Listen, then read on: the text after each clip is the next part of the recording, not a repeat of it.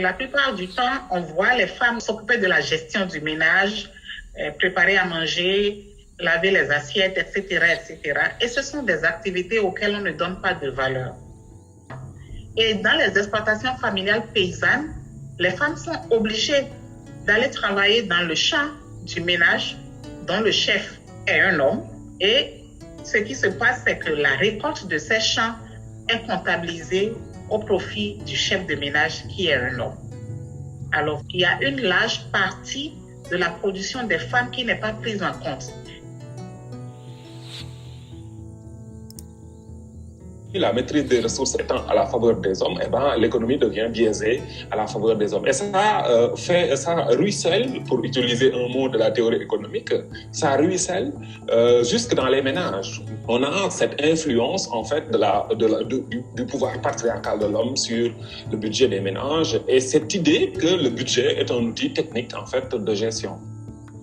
C'est tout l'intérêt du module qui fait le switch dimension technique et dimension politique. Et nous pensons le budget sous forme d'instrument de transformation et c'est là l'intérêt en fait de penser les budgets des ménages.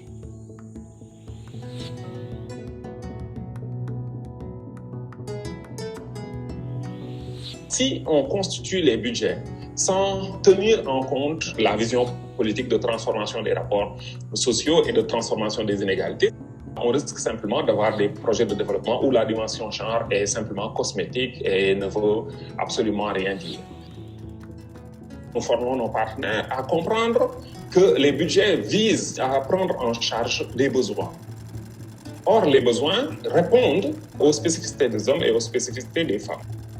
Si on veut, par exemple, budgétiser la santé, la sécurité, le sport, etc., si nous ne prenons pas en compte le fait que ces besoins ne sont pas les mêmes selon qu'on est des hommes ou selon qu'on est des femmes, on risque simplement de faire un financement homogène.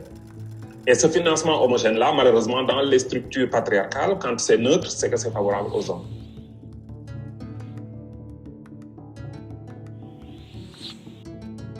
Ce que nous avons à faire, c'est d'informer, d'argumenter, de montrer comment est-ce que certaines normes sociales sont inégalitaires et pourquoi il est important que ces normes disparaissent en montrant l'importance de l'égalité des sexes dans les processus de développement.